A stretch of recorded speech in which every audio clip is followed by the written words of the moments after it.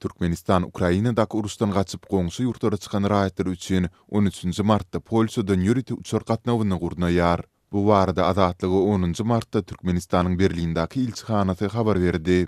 İlçihananyň işgäriniň sözlerine görä, türkmen raýatlary üçin uçuş mugt bolar, şeýle-de bu reýs bilen 300 adamy çykarmak gözüňde tutulýar. Bu ağırlıkta 10-njy martda Ruminiýanyň paýtagty Bukarestden türkmen awada Russiýanyň Ukraina çözmegi netijesinde goňşy ýurda çykmagy başaran türkmen raýatlary bilen ilkinji uçur geldi. 13-njy martda ýüriti uçuşyň gurnalýandygy baradaky maglumat ilkinji gezek 9-njy martda Türkmenistanda pitiklenmedik ýeketek messenger IMO-da peýda boldy. Bu maglumatda Türkmenistanyň Berlindaky ilçihanasynyň nomeri görkezilip 10-12 mart aralygynda uçuru ýazga durup boljakdygy belenildi. Ukrainadan Polşa ýa-da Goloýdaky beýlik tebitleri aşmagy basaran Türkmenistanyň raýatlary gurnalýan çykyş uçuryna goşmak 49 15 17 44 57 816 telefon belgisi bilen ýazga durup bilerler diýip maglumatda aýdylýar. Azatlyk bökdönüşde bu belge jaň etmegi başardy. Özüni türkmen ilçihanasynyň işgäri diýip tanystyran bir erkek kişi 13-nji martda Warsawadan ýüriti uçuşyň amala aşjakdygyny aýtdy.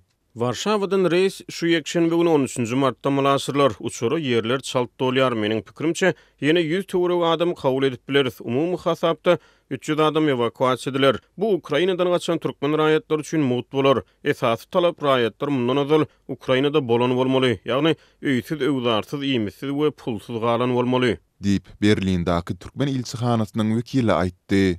Ol watanyna dolanmak isleýän Ukrainadan gelen türkmen bozgunlarynyň görkezilen belgi bilen has gowusy WhatsApp Messenger arkaly habarlaşmalydygyny hem sözüne goşdy. Bu ağırlıkta 10-njy martda yerli wagt bilen 6:45-de Türkmenawadyň aeroportuna Bukarestden ilkinji ýüriti uçur geldi. Onuň bilen Ukrainadaky urusdan gaçan 285 türkmen raýaty getirildi. Azatlyň Türkmenawadyň aeroportundaky çeşmesiniň maglumatyna görä, ýolugçylaryň aglaby bölegi, ýagny 200 töweregi Ukrainanyň ýokary jaýlarynda bilim alan türkmen studentleridir. Erdeňdan saat 6:45-de Boeing 777 uçary bilen 285 türkmen raýaty geldi. Olaryň ählisinden COVID-19 testi alynandan soňra olar 21 günlük karantina ýerleşdirildi. Diýip çeşmämiz belledi. Bu ağırlıkta Adam Hukukları boyunca Türkmen Helsinki Fondu Ukrainadan Türkiye aşmagy başaran yüzlerce Türkmen raýatynyň hususan da studentleriň daşarda çykgynsyz ýagdaýda galandyklaryny we watanyny dolanyp bilmeýändiklaryny habar berdi. Türkiýedaky türkmen diplomatlary ýagdaýlary barada şikaýet edip gelen raýatlaryna Ukrainadan çykan 250 türkmen bozgunyny toplan halatlarynda sondan soňra Türkmenistana çykyş uçuşyny gurnamagy wada beripdirler. Gysga wagtyň içinde ikinji ýüriti uçuşyň gurnalandygy baradaky habar Azatlyň we beýleki garasy nesirleriniň Ukrainadaky türkmen ilçihanasynyň emele gelen çylsyrymly we howply ýagdaýda watandaşlaryna ýardym bermeýändigi baradaky habarlarynyň ýygynyna gabat geldi. Mundan başga da Suhepde Türkmenistanyň Ruminiýadaky ilçihanasynyň işgärleriniň Ukrainadaky urusdan gaçyp goňşy ýurda çykan türkmen studentlerinden çykyş uçurlaryna ýa-da awtobuslaryna minip bilmegi üçin pul soraýandygy barada hem maglumatlar peýda boldy.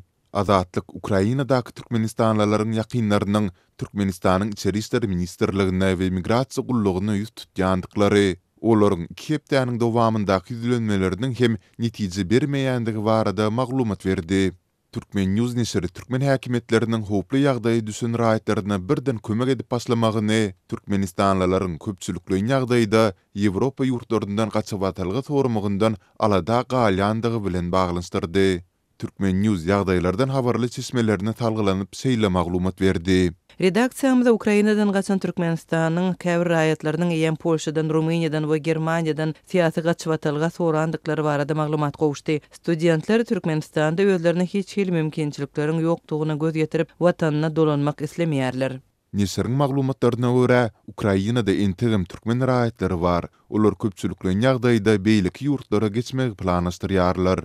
Ukrainanyň Daşary işler ministrliginiň 5-nji martda beren maglumatyna görä, töwüş hereketleri dowam edýän ýurtdan 1700 türkmen studenti evakuasiýa edilipdir. Häzirlikçe Ukrainada galan türkmen raýatlarynyň anyk sany belli däl.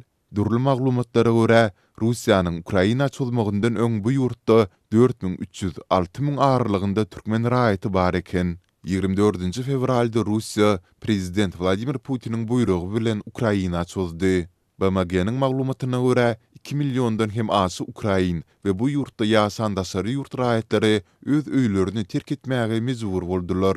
Ýewropa Birleşigi öz çägine 2,5 milyondan 6 milyona çelini bozguny kabul etmäge taýýarlanýar.